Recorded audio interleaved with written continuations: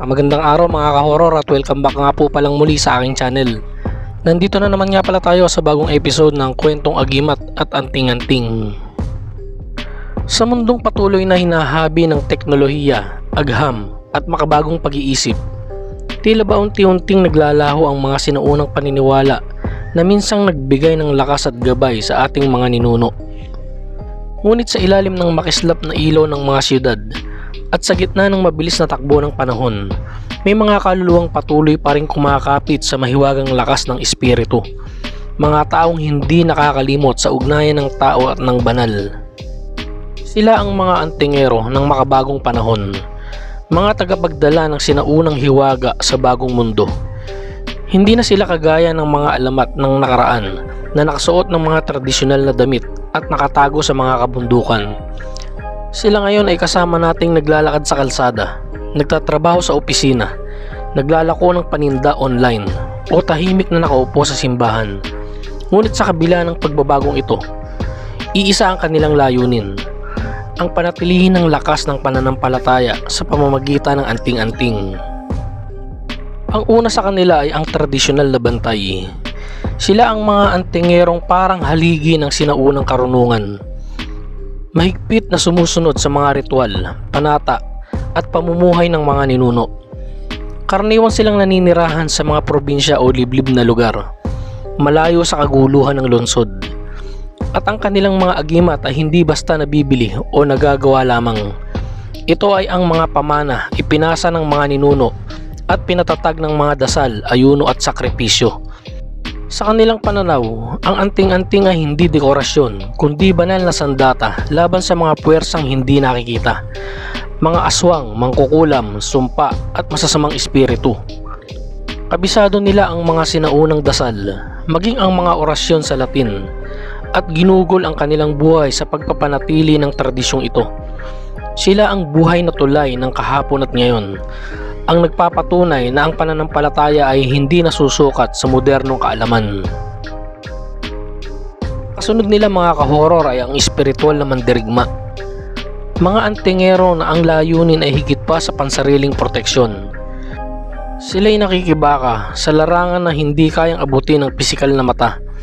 Ang labanan sa pagitan ng liwanag at dilim. Kadalasan silang nakikilala bilang mga manggagamot, faith healer, o tagapagpalayas ng masasamang espiritu. Ang kanilang anting-anting ay hindi lamang kalasag kundi espada, kasangkapan upang puksain ang mga sumpa, tuklaw ng kulam at impluwensya ng demonyo. Sa kanila, ang agimat ay hindi laruan o simpleng pamahiin. Ito ay banal na kasangkapan ng Diyos, isang responsibilidad na kailangang gamitin para sa kabutihan.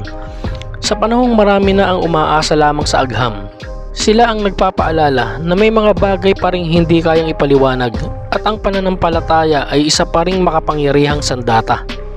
Sa kabilang dako naman mga ka-horror ay ang pragmatikong tagapagtanggol. Mga modernong antingerong tahimik ngunit matatag. Hindi sila para sigaw ng kapangyarihan. Hindi rin sila nakikilala sa ritual o misteryo. Ngunit palaging may dalang agimat sa bulsa o suot na medalya sa leeg.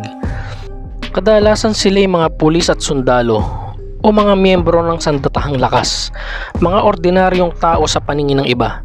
Ngunit naniniwalang ang anting-anting ay dagdag na gabay sa araw-araw na buhay.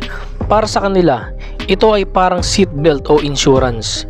Hindi mo laging nakikita ang epekto, ngunit alam mong nariyan ito kapag kailangan. Hindi nila ipinagmamalaki ang kanilang pananalig, ngunit ito'y nakatanim ng malalim sa kanilang mga puso. Sa mundong puno ng hindi inaasahan, ang simpleng pagdadala ng agimat ay nagbibigay sa kanila ng kumpiyansa at kapanatagan. Sa ikaapat na mukha ng makabagong paniniwala mga ka-horror ay ang eksperimento ng bagong henerasyon.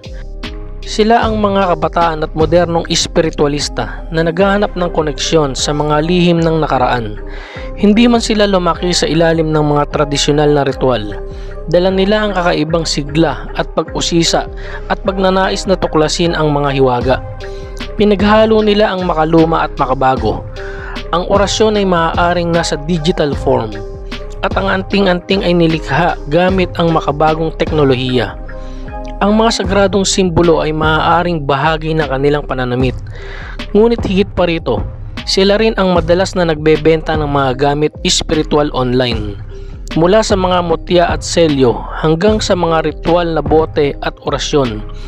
Ginagawa nila ito hindi lang para sa kita, kundi upang mapalaganap ang kaalaman tungkol sa kapangyarihan ng anting-anting at maiugnay ang mga tao sa kanilang espiritual na ugat. Sa kanila, ang anting-anting ay hindi lamang paniniwala. Ito'y kultura, sining at paraan ng pagkakakilanlan. At sa pinakatahimik na bahagi ng lipunan mga kahoror ay naroon ang lihim na tagapag-ingat. Hindi mo akalain na sila ay antingero sapagkat sila'y ordinaryo sa paningin. Marahil ay profesional, guro o simpleng kapitbahay. Ngunit sa ilalim ng kanilang tahimik na anyo ay nakatago ang makapangyarihang agimat na kanilang inaalagaan. Hindi sila naghahangad ng kapangyarihan o papuri sapagkat ang kanilang misyon ay hindi para ipakita kundi para protektahan. Kapag dumating ang oras ng panganib o kagipitan, sila'y kumikilos bilang gabay at tagapagligtas. Sa kanilang katahimikan ay hindi kahinaan kundi lakas, sapagkat sa kanilang puso nakatago ang tunay na layunin ng isang antingero, ang maglingkod ng walang kapalit. Sa pagtatapos mga kahoror, ang 5 uri ng antingero sa makabagong panahon ay sumasailalim sa patuloy na pag-iral ng pananampalataya sa ating kultura. Ang anyo ng kanilang paniniwala ay maaaring nagbabago, ngunit ang diwa ay nananatiling pareho. Ang paniniwala sa banal na pag-asa sa gabay at ang paggamit ng lakas hindi para sa kasakiman, kundi para sa kabutihan. Sa huli, hindi nasusukat ang isang antingero sa dami ng agimat na kanyang taglay, kundi sa kabutihang nasa kanyang puso at sa pananalig na hindi kailanman kumukupas. Sapagkat ang tunay na agimat ay hindi lamang nasa bagay na hawak natin. Ito'y nasa loob natin at nasa puso mismo ng nagtatangan nito. Ano sa palagay nyo mga kahoror? Alin sa 5 uri na ito ikaw nasasama? Hanggang dito na lang mga kahoror, at samahan nyo akong muli sa mga susunod ko pang mga kwento patungkol sa mga agimat at anting-anting. Maraming salamat po.